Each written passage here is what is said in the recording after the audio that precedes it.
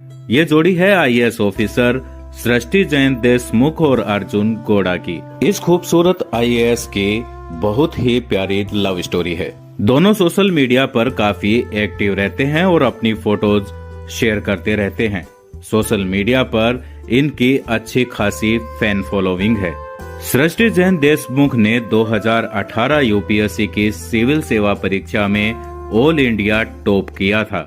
उनका जन्म 28 मार्च 1996 को भोपाल में हुआ। सृष्टि की पढ़ाई कार्मेल कॉन्वेंट स्कूल में हुई थी। स्कूल की पढ़ाई करने के बाद उन्होंने इंजीनियरिंग की पढ़ाई करनी शुरू की। इंजीनियरिंग की पढ़ाई के तीसरे साल से उन्होंने यूपीएससी की तैयारी करनी शुरू की। उन्होंने अपना फोकस यूपीएससी पर कर लिया। उन्होंने तय कर लिया था कि पहले अटेम्प्ट में ही उनका सिलेक्शन होना चाहिए और ऐसा हुआ भी। साल 2019 में पहले अटेम्प्ट में ही सृष्टि की 5वीं रैंक आई थी। इसके बाद वो ट्रेनिंग के लिए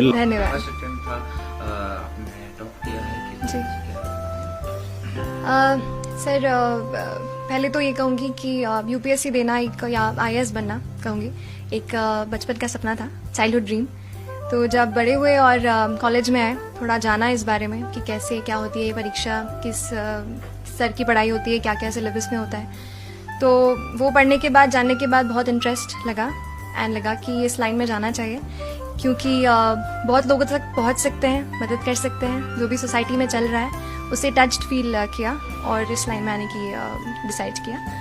और कैसे, जैसे मैं हूँ अगर उस पर कि कैसे मैं कर पाई, तो I think her rose consistently पढ़ाई करना, 5 से 6 घंटे देना हर रोज़ डिसिप्लिन के साथ, और खुद पे एक भरोसा रखना कि हाँ हम कर सकते हैं और लिस्ट में आ सकते हैं। तो वो भरोसा मेरे ख्याल से बहुत, आई थिंक 50 से 60% वही काम कर जाता है। अभी आपकी महिला मतलब जब मुझे पता चला कि मेरी 5th रैंक आई है, जाहिर सी बात है मैं बहुत ज़्यादा खुश थी। लेकिन जब मुझे ये पता चला कि मैं ऑल इंडिया गर्ल्स टॉपर हूँ, तो मैं थोड़ी सी वो हुई, क्योंकि पिछली बार से देखा जा रहा था 1st, 2nd, 3rd रैंक पे हमेशा कोई ना कोई लड़की या महिला रहती है। तो वो मुझे लगा कि थोड़ा और बेटर अगर मेरी रैंक हो पाती तो मैं सारी लड़कियों को रिप्रेजेंट करके फर्स्ट उनके उससे वो आ पाती। उस वजह से थोड़ा सा डिसअपॉइंट हूँ।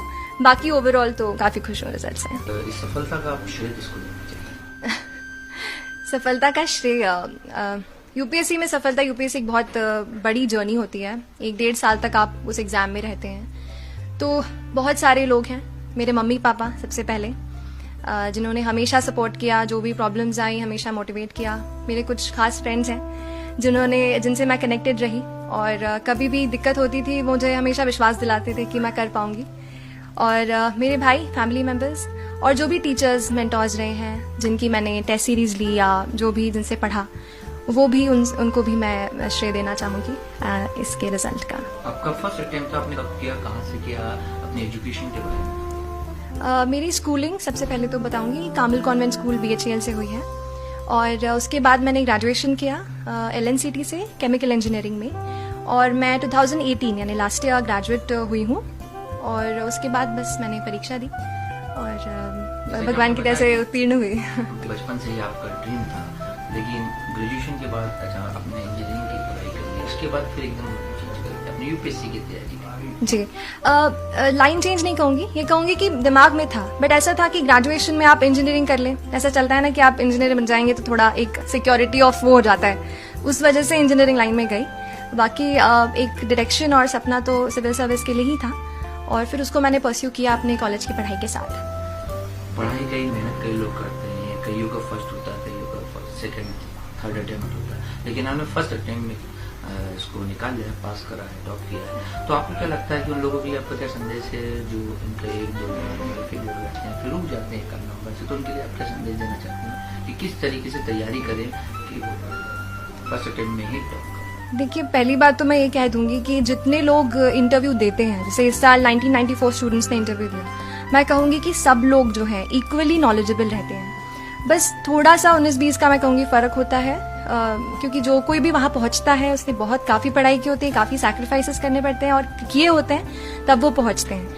लेकिन फिर भी जो भी छोटी सी मैं एक वो दूंगी, मतलब यही कहूँगी कि कंसिस्टेंट रहें, थोड़ा सा पढ़ें लेकिन हर रोज़ पढ़ें, बिना डरे पढ़ें, क्योंकि हम जैसे मेरे फैमिली में किसी ने भी सिविल सर्विस का एग्जाम नहीं दिया, कोई नहीं है, तो ऐसे लगता है कि हम दे रहे हैं, क्या हो पाएगा नहीं हो पाएगा, लेकिन फिर भी खुद पे एक भरोसा रखें और सही डायरेक्शन पकड़ें। इस एग्जाम में काफ़ी सारी बुक्स हैं, काफ़ी सारा मटेरियल है, तो आप यूपीएससी सिलेबस को रेफर करें, पास्ट या क्वेश्चन पेपर्स को देखें कैसे क्या पढ़ाई की जाती है और उसी को अपना मार्गदर्शक बनाएं और उसी से मेरे ख्याल से होगा।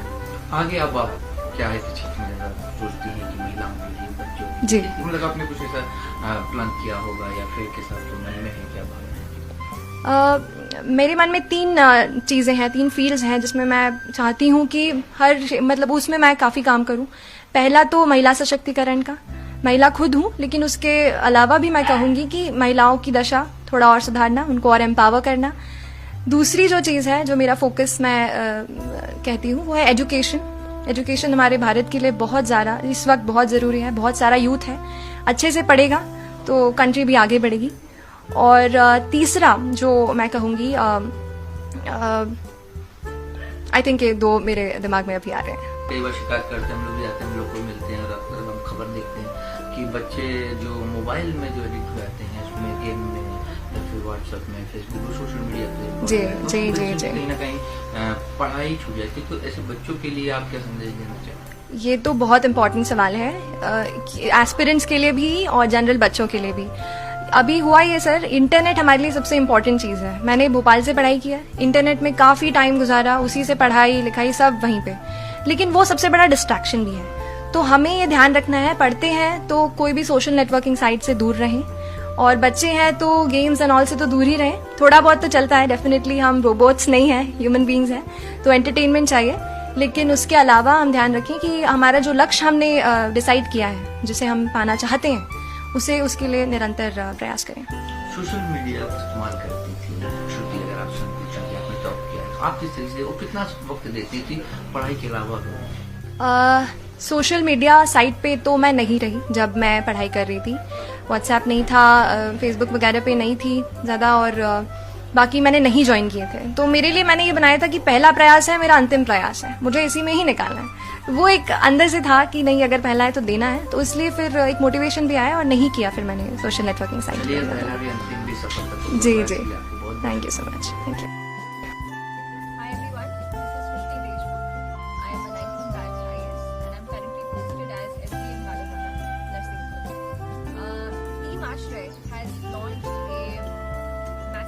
India book collection drive, and in which we are collecting books for libraries which are being opened in rural areas, and some of the books will also be given to the orphanages in various cities of India.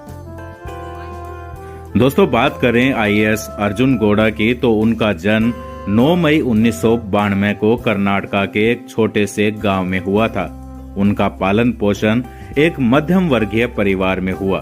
बचपन से ही वे पढ़ाई में अच्छे थे।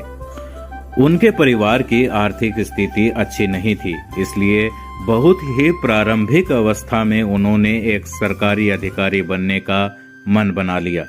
अपने गृह नगर में उन्होंने एक सामुदायिक निजी स्कूल में स्कूली शिक्षा पूरी की। साल 2016 में एमबीबीएस की डिग्री पूरी की और बाद में उन्होंने आईएएस की परीक्षा पास की। दोस्तों, अर्जुन गौड़ा की 2018 में ऑल इंडिया 418वीं रैंक आई थी, लेकिन उन्हें आईएएस बनना था। उन्होंने परीक्षा को पास करने के लिए कड़ी मेहनत की और साल 2019 में यूपीएससी की दोबारा परीक्षा पास की और आईएएस बन गए। यूपीएससी क्लियर करने के बाद वो ट्रेनिंग के लिए लवासना चले गए। लवासना में इनकी मुलाकात सृष्टि जैन देशमुख से हुई और ट्रेनिंग के दौरान दोनों में दोस्ती हो गई और यही दोस्ती आगे चलकर प्यार में बदल गई। इसके बाद दोनों अफसरों ने अप्रैल 2022 में